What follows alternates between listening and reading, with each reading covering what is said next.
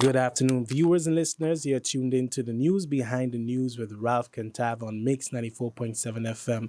And we're going to continue along on this political note that the week started off with. I have here with me in the studio a member of Parliament and former Minister of TIAT, Miss Ludmila the Weever. Welcome to the program and thank you for coming. Good afternoon, Ralph. Thank you for the invitation. Good afternoon, radio listeners and viewers. And I look forward to this interview. It's exciting to be here. It's my first time at this studio. So it is going to be fun, I hope. Yeah, it'll be fun. I promise you that. So I have I guess I'll say a method where, I'd like to start off not right off the cuff with the heavy topics. And so basically, as a member of parliament, I know that, we know that you first served as a Minister of Tourism, but I think there's still a bit about you that the public is not aware of. So could you tell us a little bit about your background? Yeah. We start off with that. Is that because you couldn't find anything about me on Facebook? Well, I was able to find some info through other people. I'm just teasing you. By the way, we guys, were talking about that earlier. earlier. We were talking about social media earlier. Yes, the and the MP fact that hides from social media. Exactly. Well, not so much. I'm Well, stripping. personally, I prefer not to be on social media, especially for work. When I first started after university in the U.S., I was with the temp agency, and one of the things that we started looking at was the email addresses. So it would be, sexy kitten. 69 at hotmail.com. So when you're working with a recruitment agency and you look at things like that, it's an immediate eliminator. Turn off, yeah. So this is what the boss did. The boss immediately threw it to the side and said, with an email address like that, no one's going to take the person seriously. Correct. They have to mature and know that they can't use a sexually promiscuous sort of email and think it's cute for professional life. And, that is my segue into me being very cautious on social media, because the next step was when you had the likes of Facebook, and there was some other ones that came out at the time around, that's how old I am, that they looked at your profile. Yeah, Twitter, and they still, before was High Five and MySpace. so High Five was, MySpace is the one I was thinking about. MySpace was the one that was popular in the US. High Five was popular in the Netherlands. A lot of the people from here had it in the Netherlands. Yeah, we had High Five, yeah. And it was one of the things that, again, we recruiters looked at, employers looked at. So I learned a lot that 1 year of working with a recruitment agency. And then when I moved on to my work career, my professional career, it was even more strict. It was like, yeah, definitely strict in terms of what people find about you online. They look it up, they see your lifestyle, and that's why I was a little bit social media averse. Gotcha. And I mean that in itself is a debate where a lot of people feel like it's distracting. And now you definitely like with the recent leaks of Facebook, the damage that it causes to young people in particular. Yes, their I saw that. Self-esteem, Exactly. emotional damage, bullying. So yeah, And you can I do understand get why you're Well, it's it wasn't so much the latter. It wasn't I that. got It wasn't like the being bullied online. But I have family members, I have friends that have been bullied online, not just here but around the world. And so you see the risk even in other teachers that I know, for instance, in yoga, like you've seen that they've been bullied, and they talk about it when we do our trainings. But for that reason, that wasn't really so much it. It was about the time lost. So if you're not working in that field, if you're not working in marketing, PR, graphics, yes, it's good to know what's going on there, but I feel like sometimes time is lost, as in your work productivity is affected by it, which is why I was always in a field that was very strict about its use or either blocked it. And so, moving on from there, I studied economics and international politics, international development. Where? At Emory University. And then it was at a time when 9/11 had just happened. So it was after 9/11, but it was very difficult to remain in the U.S. And I was glad that I double majored in two things that could kind of, get me a lot. Yeah. With that, I came home to do an internship with PricewaterhouseCoopers.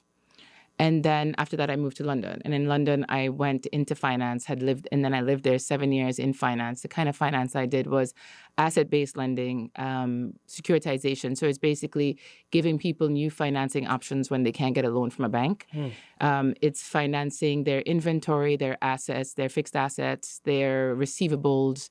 They do a little bit of it in Curacao, and I've seen a company that was here, it's discount factoring. So I love it. I absolutely love it. But my career what I was doing in London is what people do after public accounting. And then I came home. I wanted to be home for 3 years. And I got an offer again with PricewaterhouseCoopers, which was amazing. 4 years in, I resigned. I quit. And then the partners in Curacao asked me to come. They're like, no, don't leave. And I said, no, I'm all right. I'm leaving. And so and Curacao is a bigger office. So it's a whole different, playing field in here. And so I said, okay, I'll do it. And I did it as a contractor, or ZZP'er, as they call it in Dutch. And it was an amazing experience because I spent a lot of time in Bonaire and Curacao. It was dealing with financial companies, fiduciary trust companies, as well as utility companies. So it had a good mix. And, from St. Martin already, I was dealing with the government-owned companies, including GB, Airport, Harbour, Telem. So it was still nice to kind of keep that Touch practice base. up. Yeah. Gotcha. So when I was done there, I came back here after Hurricane Irma. And it was not my intention to come back here after Hurricane Irma. My dad was alone. After Louis, he was alone. We were all in school in the U.S., but I refused to have him home alone. And then I made my way here in a very difficult way. Planes from, D.C. to Toronto, Montreal, Martinique to St. Martin by boat with a friend who stopped off in St. Bart's and then stayed there a couple of days and then came. So Interesting.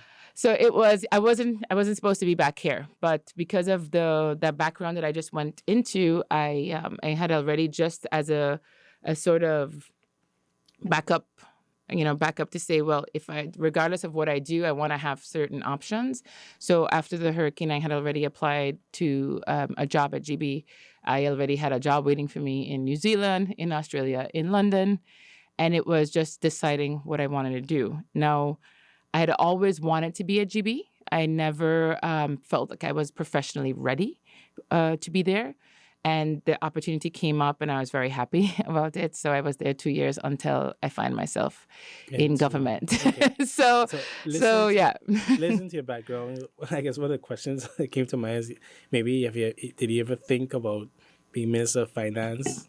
I did. When I decided to run, I don't think a lot of the people know this. Actually, it was usually the leader of the party and one of the board members came to my house around like 11:30, sometime between 11 and 11:30 to sign that I was going to do it.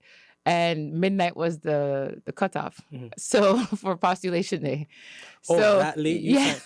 So okay, so wait, before you continue there, then my question is, we do know you come from a political family. Did you ever both see sides. yourself? Yeah, literally on both sides. I never planned for this. Okay. I never. Why make the decision, especially so late?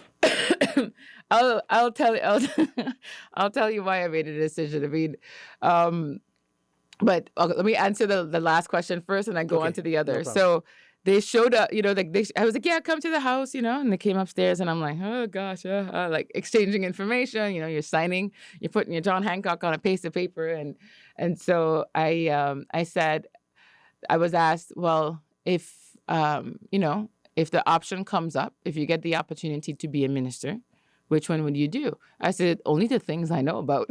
So it would be finance or TEAD. Because TEAD has the economic affairs side of it. Yeah. It's still, in most countries, finance and economic affairs would be together. Yeah, that which would makes make more sense. Yeah. And it's something I brought up last week in Parliament in a discussion with my colleagues. That would make a lot more sense because then it's just logical. Yeah, exactly. If you want to stimulate your economy, how are you going to do that? If it's related to tax, you could see the link, right? Yeah, of course. Yeah. So that's what I said. I said from the very beginning, I'm only going to take on what I know. Sorry, is that something that would have to be changed by law.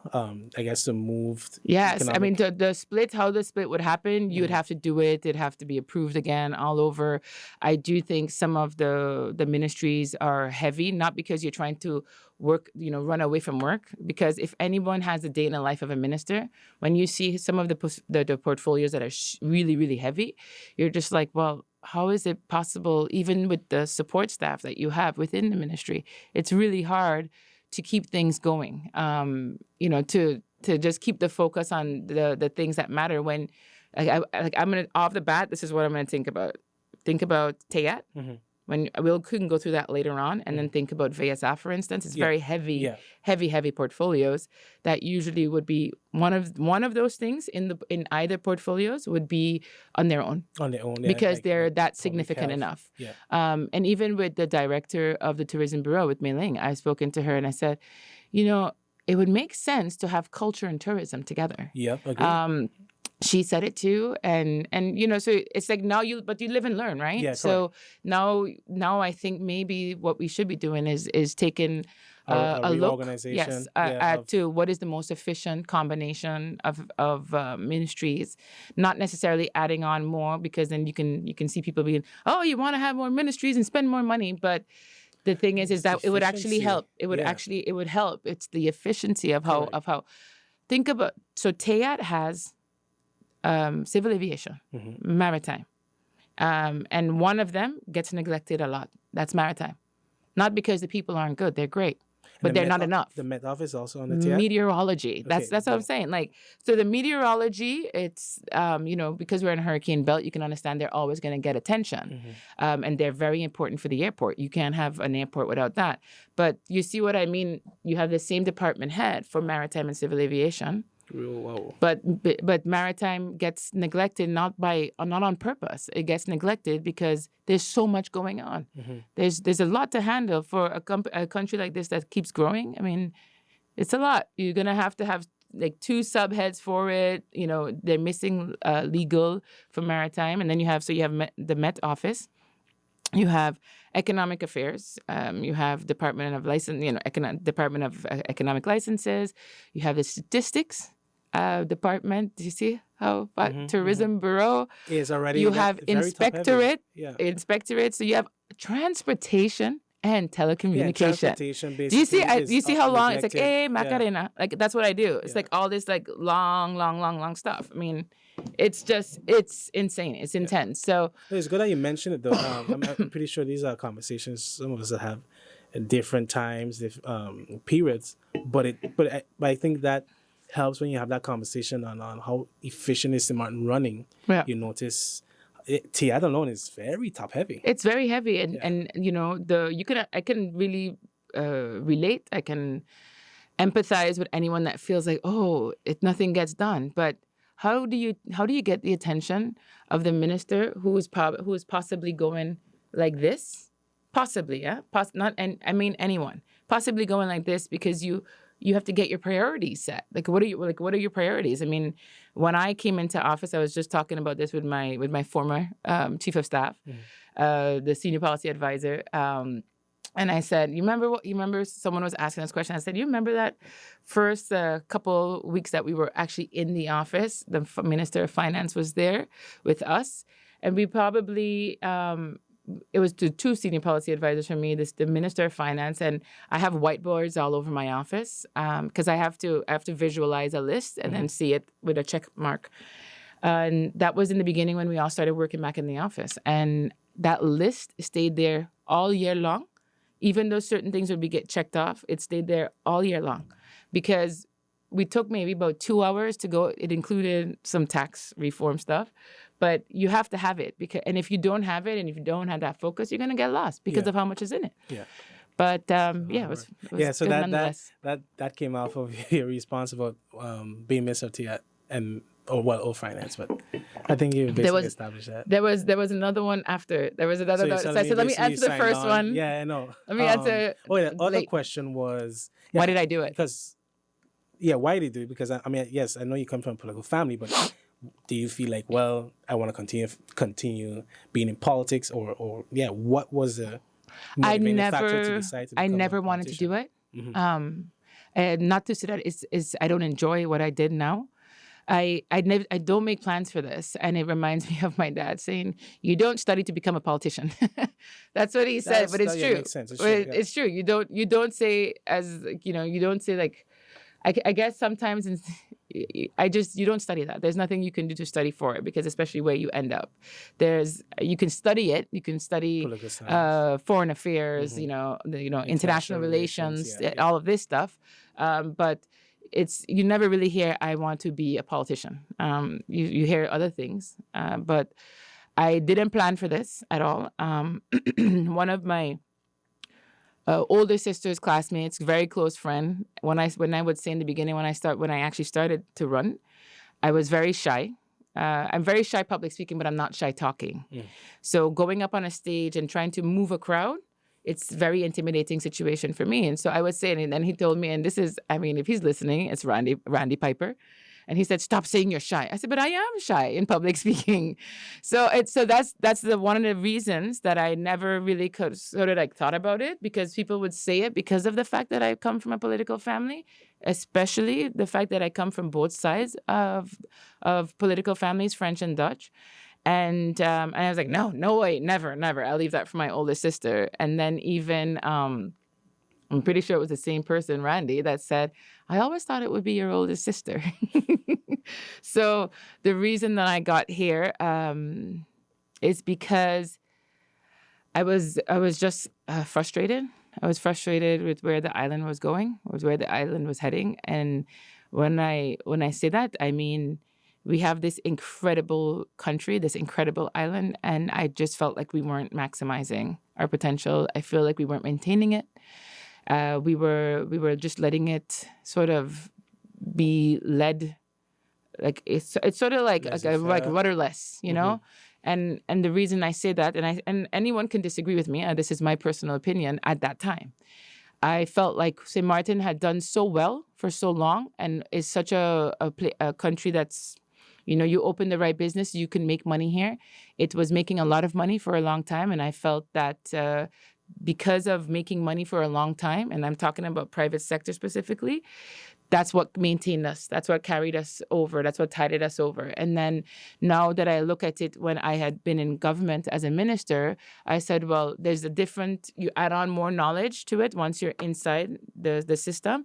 And you're just like, well, when you see the red tape, you see the bureaucracy, you know that it comes with public office, but I just didn't think it was so bad. I didn't think it was so difficult until I got there. And that's why I'm saying I'm not asking the public to feel sorry for ministers, but I'm trying to say, take a day in the life. If you ever had the opportunity of walking in their shoes for a day, you'd see how complex the system is. And it's complex in the sense of what you're relying on everyone to do stuff, but trying to keep that going is very difficult. And when I say that, I'm also talking about centralization versus decentralization of the process. Even though I tell you my background is finance, my background is also optimizing processes, because it's part of their internal audit background. You look at stuff and you say, well, how do I optimize this? How do I make it more efficient? Do I have to eliminate something? Do I have to change it up? And one of the jokes I made, and behind every joke, I think there's a little bit of truth. I said, I want to decentralize finance, because I don't know if you paid attention into the budget debate in June. I was very, very upfront. I was very blunt. And I said, how do you expect us to do anything when we don't have money to pay our bills? So how do you expect us to put St. Martin on the map when you don't have a marketing budget that's sufficient? How do you expect an airline to take us seriously when we don't pay our co-marketing fees from 3 years? So do you see my point? And I was very blunt. And I remember some people said at the time, man, she's looking at every MP and talking to them in their face. And yes, because I go off script because I know my stuff and I feel my information. And I'm just like, let's just be real. If you don't have any money, how do you expect to do anything? So there's a lot of financial management that we have to learn here. But the reason I told you that, when you go in, you see how it is. One of my jokes slash how do you say, my comments in com was, I want to I'm going to decentralize TEAT because I want to be able to pay my own bills and know which one is priority. And I said it because of the fact that you're always relying on a ministry to basically pay your bills. But on the other side, my relationship, I had to make sure that I had a relationship with the minister and that's how it should be. It's not that silo mentality. And if you do that, you're basically going to be at a disadvantage. If you did not maintain your communication with the ministers, So you'd be at a network disadvantage. within the administration. But you have to because you're the same government, right? Correct, But then correct. it's also like sitting down and explaining, hey, this is important. This is where, and I did it with Vrami and with the finance. And I said, if you want us to go the right way, what are we going to do to make sure we avoid what the previous government did, where we were looking unattractive to investors? And I did that with the Planet Hollywood development. You know, I pulled them aside and I said, guys, I'm getting all the information of why this project, and it's not about objections because there's a lot of stuff combined when you're doing a hotel development. And one of the things that I said was, let's not be the government that's responsible for losing hotel investments. Let's just see, why did this not work? Let's put our heads together. And I must say at that time, speaking to both of them, they were always very keen on, okay. I said, okay, you need to do tax holiday. You need to do the permits, da-da-da-da.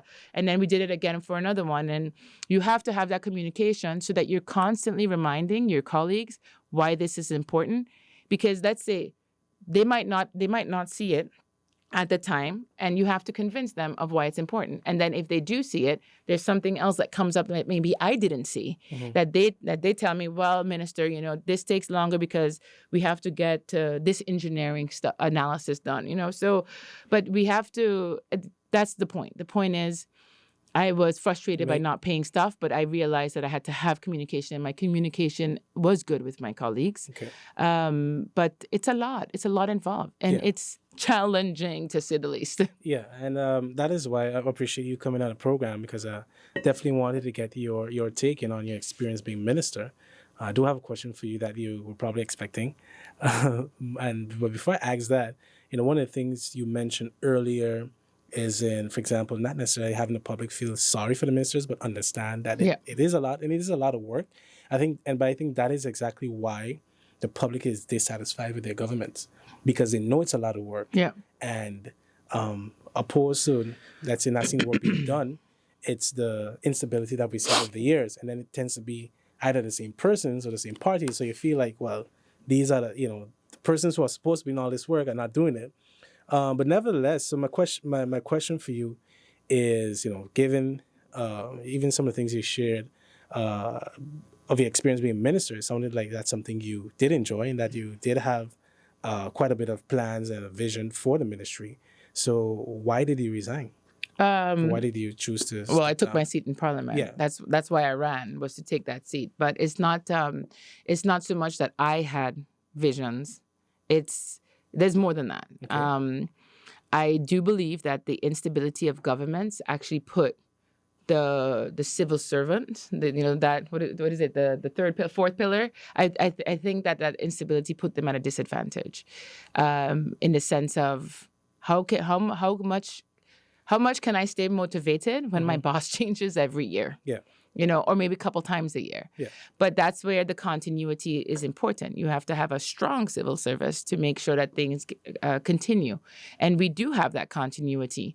But with me, it wasn't so much, I knew when I came in as minister that I wanted to, let's say, soften the blow, I guess, because of the fact that there had been so many changes. Also because I had experienced that in my career. I had experienced that with work, and I knew that what effect it had on me, where I was constantly changing managers, and I was just like, this doesn't work for me because I feel like I'm not moving forward, because every time someone comes in, it's like we're just starting all over again. That's how I personally felt, and I wanted to make sure that feeling was lessened when I came in as minister. So what I did was I asked them, what do you guys have going? Because you join a party because of what you're connecting to with that party. So if you want to go to ideologies, then you do it. If you are pro-business, then that's why you connect with a specific party, right? And then on top of that, you're forming a government, you have a governing program. You have to find somewhere in either your party manifesto or your governing program where you fit in.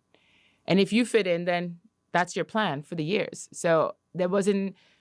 It should be pretty straightforward. You got to find something in those things. Otherwise, why did you join a party? One, and then two, why did you join? Like, why are you continuing in a governing with a governing program if you didn't have any input in it? And everyone has input in it.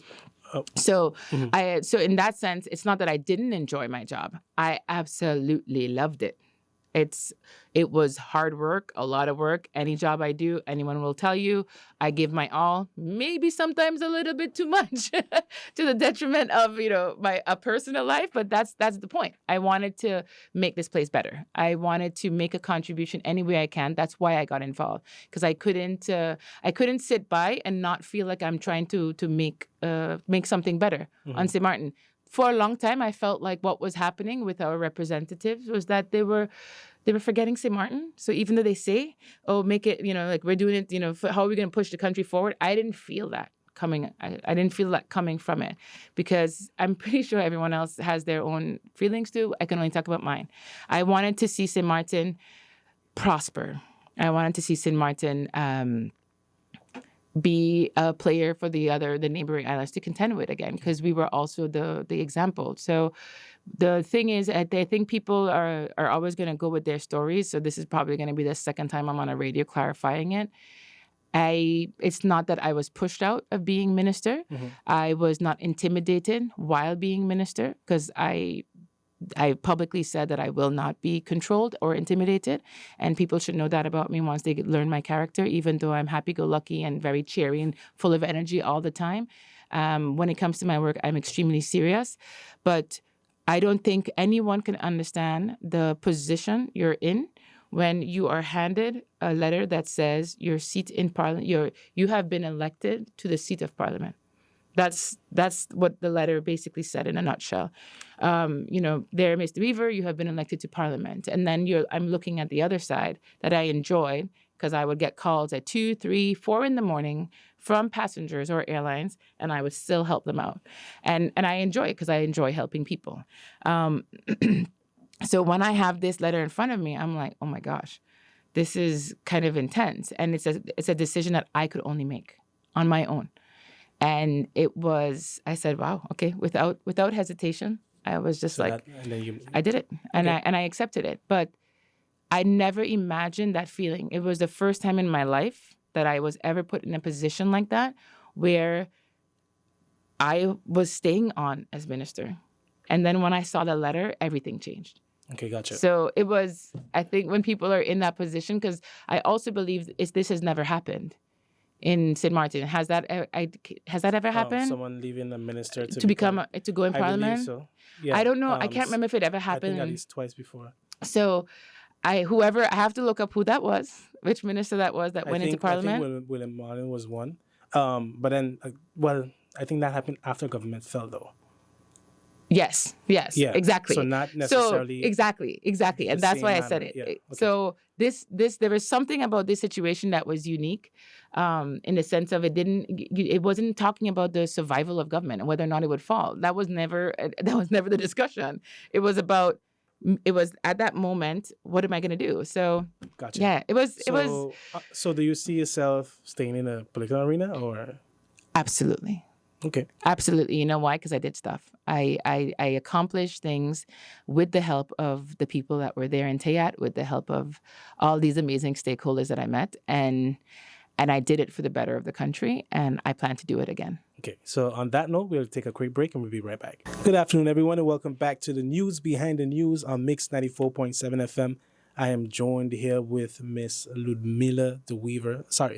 Member of Parliament, MP Ludmila the Weever from the United People's Party. And we last left off on discussing or talking about your experience being a minister.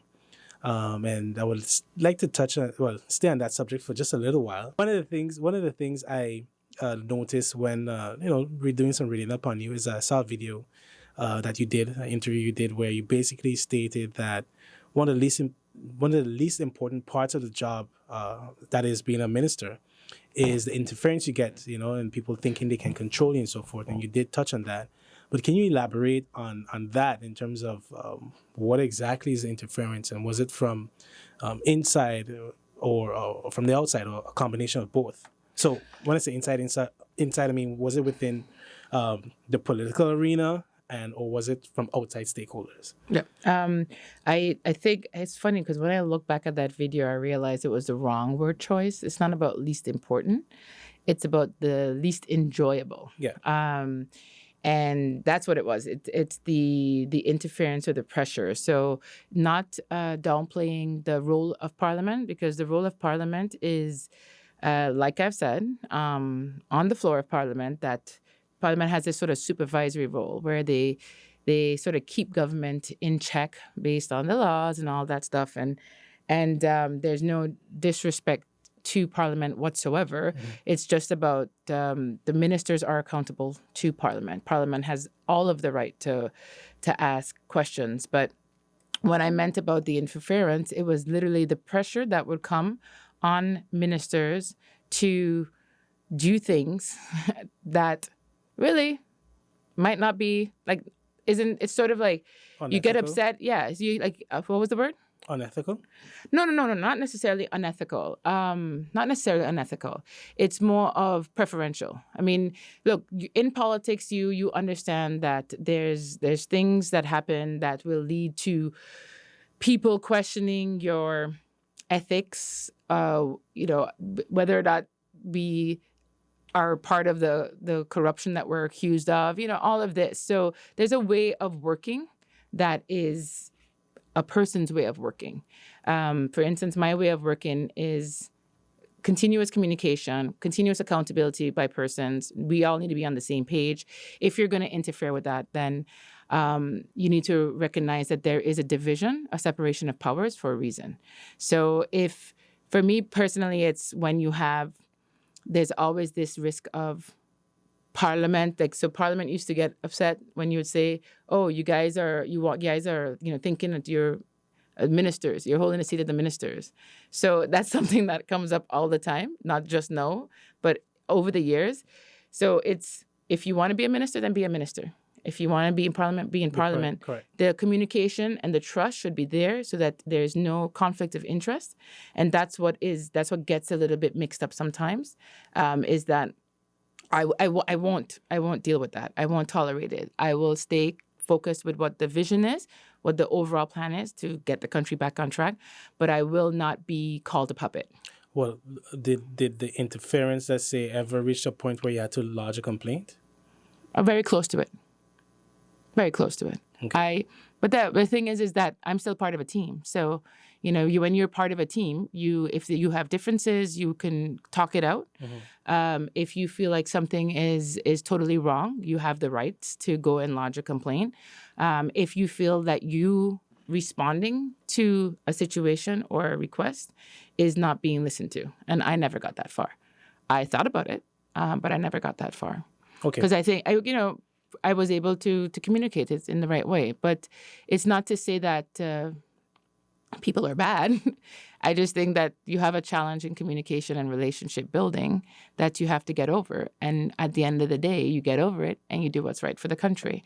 So I knew that would always be a challenge, but I think that's also part of the environment. And sometimes you see it in Parliament, where people will say, some people will say, I will never, ever vote for opposition, an opposition motion. Just by principle, I have to respect what they want to do because everyone votes their own, even though you got there with a party. But I also think that's personally for me, I think that's dangerous if I agree with the emotion.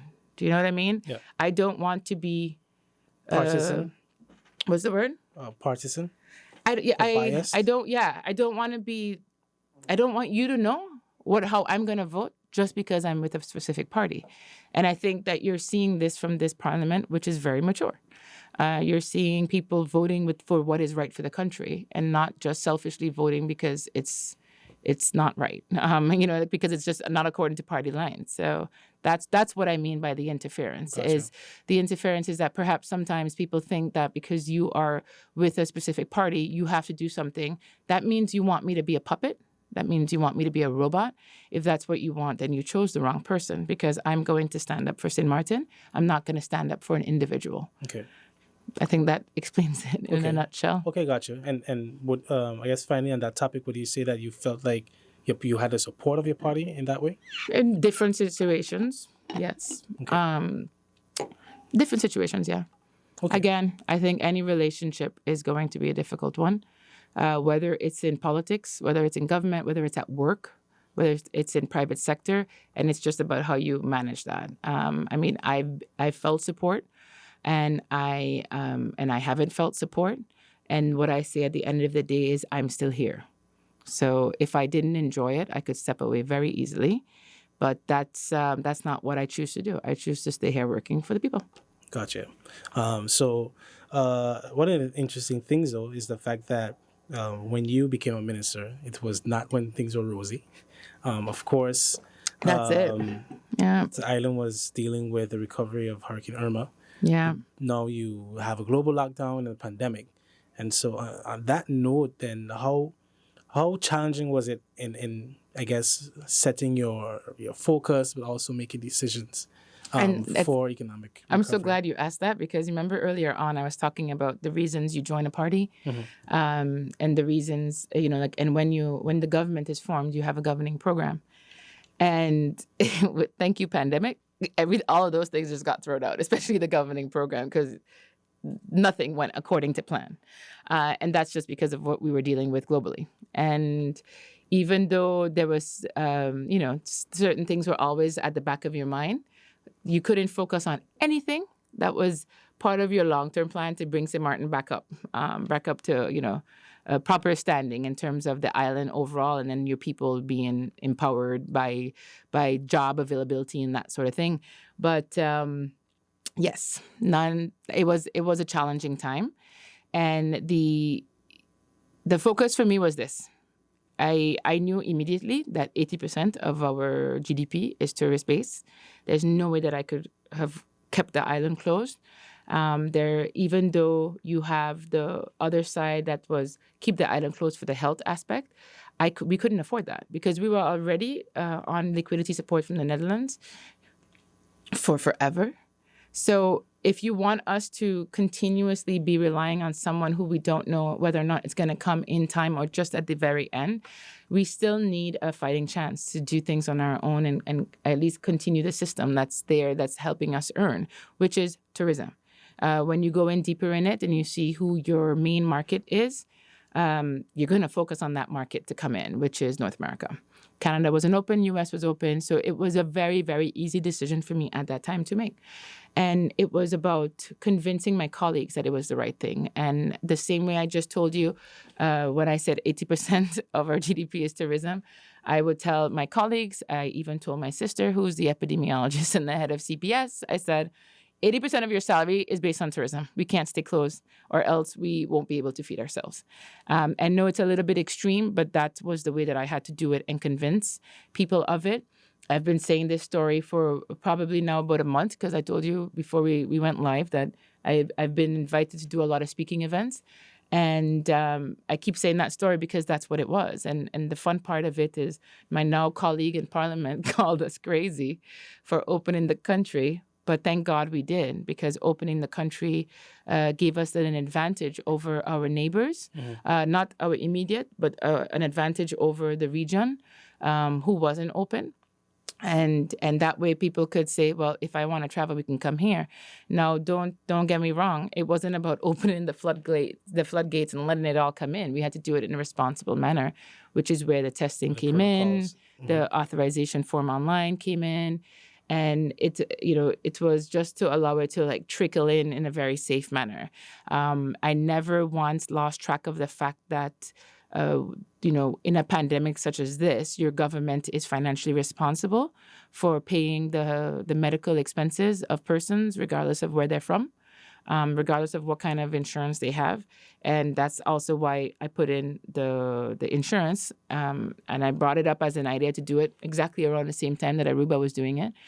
We came up at the same time because I wanted to do the risk management. And that's where my background came in handy, because I said, how can I open up safely while making sure that we minimize the risk? Yeah. Correct. So, and for me, the reason that came up was to take the financial liability away from government, but also to give people a sense of security and comfort that if they came here, they could get flown back to the U.S. And it was predominantly for the U.S. market. And, let's say if anyone had a serious issue, it's still in place. If anyone had a serious issue medically that was not from the U.S., what I did was just right before I was leaving office, actually, was literally call all the hospitals with the help of the Tourist Bureau, one of the workers that's there, Miss Jeanne Chance, and also with the guy who is the gentleman who made the platform for the payments of the insurance, calling hospitals within the region.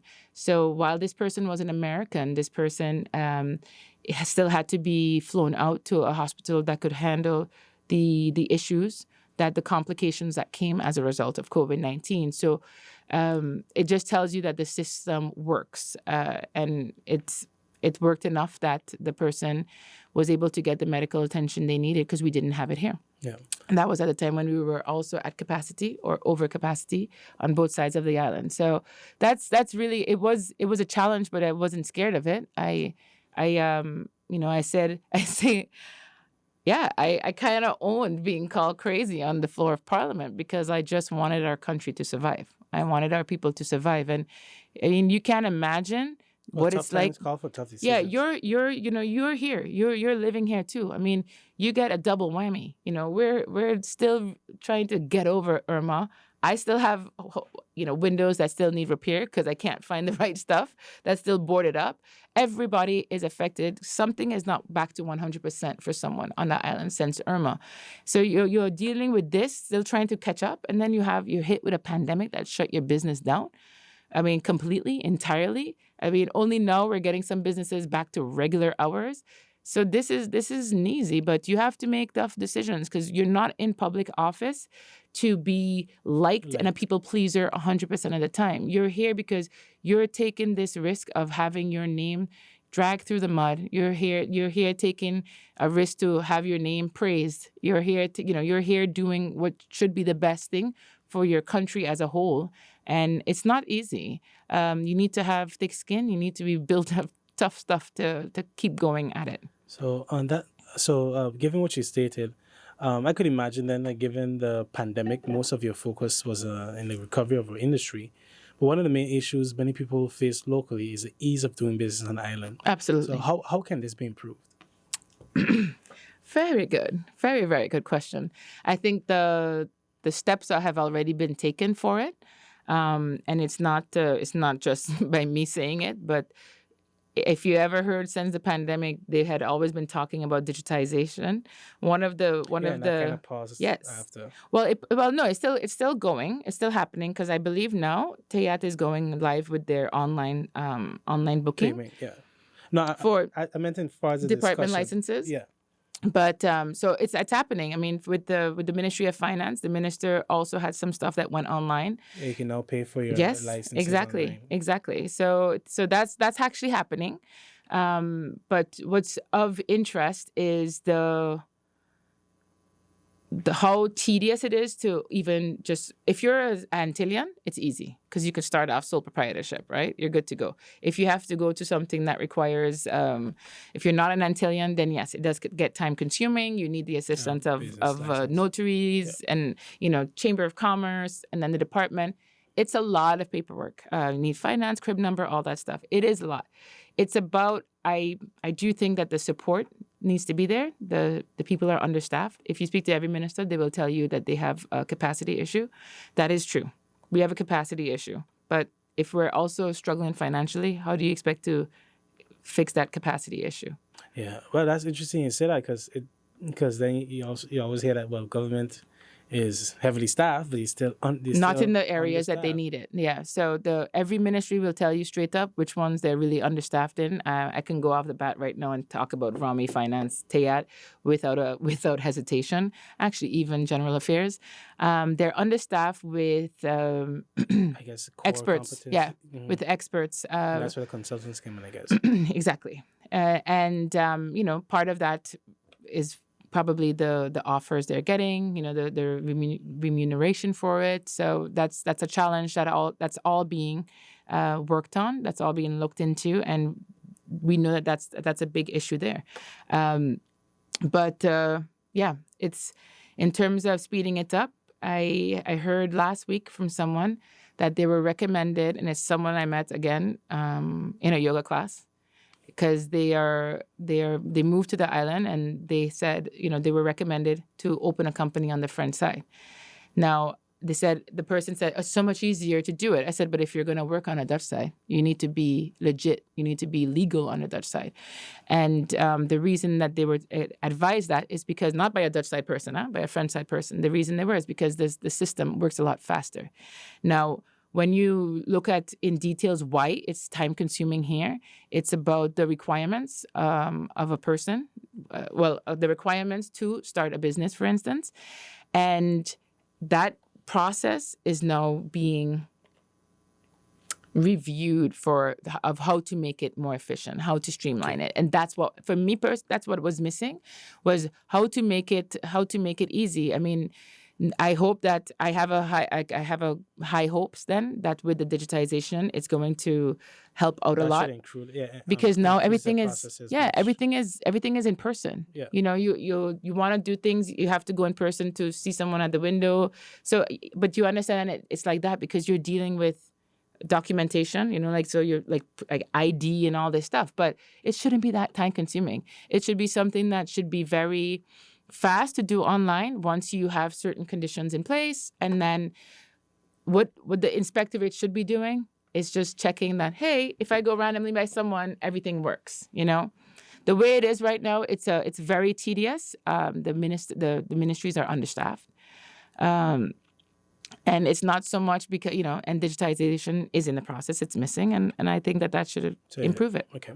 So how does St. Martin get past its dependency on tourism? And I'm asking that question. One is something that's always been brought up, but it seems like a consistent effort is placed on the short-term gains. Yeah. But at what point do we focus on long-term goals? And also, during your tenure as minister, were you probably not, I do understand, we were in a pandemic, but were you able to look into other viable industries for the island? We did. The topic came up. A lot of things came up with COVID. And it's, so you saw me nodding when you asked the question. When you're faced with, any sort of significant event that affects your earnings, like COVID, like a hurricane, you realize that immediately people are going to say, we need to diversify our economy to move away from the dependency on tourism. That is a long process. That is not something that you do overnight. And one of the things that came up was agriculture. I am not denying agriculture is the way to go, and I'll bring that up after. But let's talk about the pandemic, for instance. It was only because of the pandemic, again, or because of a hurricane, that people react and say, we should not depend on tourism. That's actually our success. That's what made St. Martin was started a foreign direct investment. That's what made St. Martin. That's what put us on the map. Tourism. That's how we survive. And you can't deny that. And you can't expect that if I'm the one in control of it, that I'm going to stop what makes me money, stop it altogether to go focus on something. And when it comes to agriculture, there was also this sort of really push or heaviness behind it. It's like bullyish thing, as in you're not the smartest because you're not doing this. But then I'm also saying, well, when we have a hurricane again, and if I put all my eggs in one basket to agriculture, I'm going to have the same thing. You're going to ask me the same question. Why aren't we focusing on tourism? Do you see that? So that's the point, is that, you have to take it all in balance with together. And my response to that was, hey, why don't we focus on the things that makes us money? That's what has us to where we are today. Fix that, and then we go into the other things, because that's just, for me, logical. I can't deny the thing that makes us money and then go and put money into something else. Now, talking about agriculture, what I love and commend is that you have this, while people are becoming healthier, not just because of the pandemic, it already started beforehand. Yeah, I know that whenever you go to the supermarket here, you always heard about Cuisinart in Anguilla that had their hydroponics, that their stuff ended up over here. When you go there, it's all like farm to table, and this is nice. And this is where people are becoming more selective of the kind of experience that they have. So what I love seeing, and I will call a couple of the names. You have one in Kupakoi, you have one in Tamarin on the way to Dawn Beach, you have one in St. Peter's, you have the other one in Belvedere, Bellevue. You have all these people that are trying to, and actually over in Colombier, over there. So you have people that are doing it, and I love it. You have multiple in Colombier, actually, whether it's dairy, poultry, or vegetables, that sort of thing, or fruit and vegetables.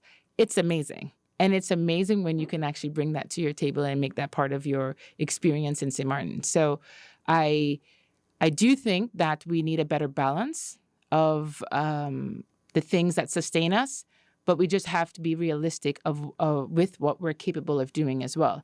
The only way that we can encourage those sectors, those industries, is by making it a little bit more affordable for them. Mm-hmm. Are we in a position to subsidize financially? No, not by money.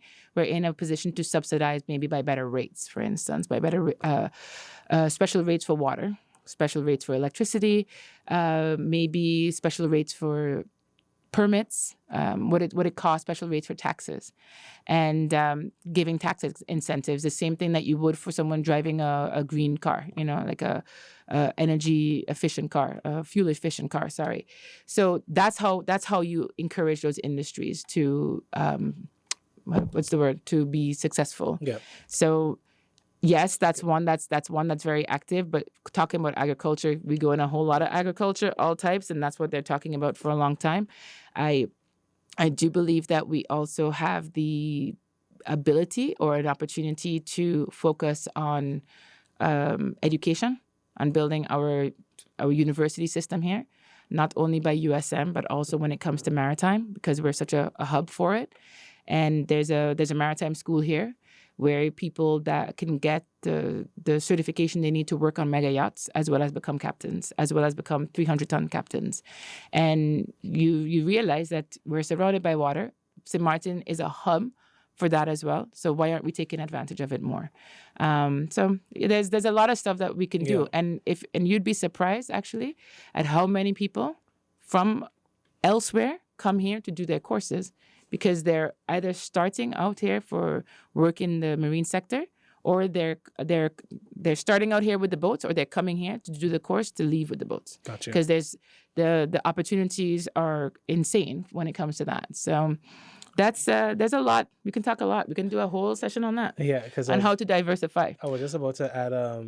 I do have quite a bit of questions for you, but I think I'm gonna have to end off on this last one, which is. There is another one that the Minister of Finance and I always talked about, and it's about technology. Oh. It's about how St. Martin could be involved with more technology, but basing it from here. But of course, what does that require? Us to be better internet. Hey, thank you. Yeah. Okay, good. Because I was going to touch on internet too, but I'll bring you back on, because there's definitely a lot of things we could talk about.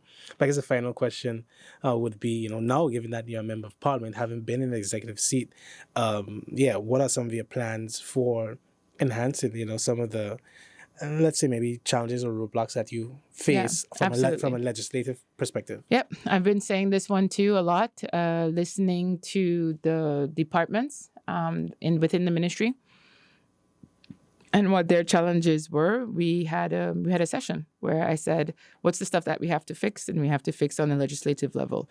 When you go through it, and each department did an amazing job of giving the priorities when it comes to legislation or the changes that need to happen to make the processes more efficient, especially let's say business license.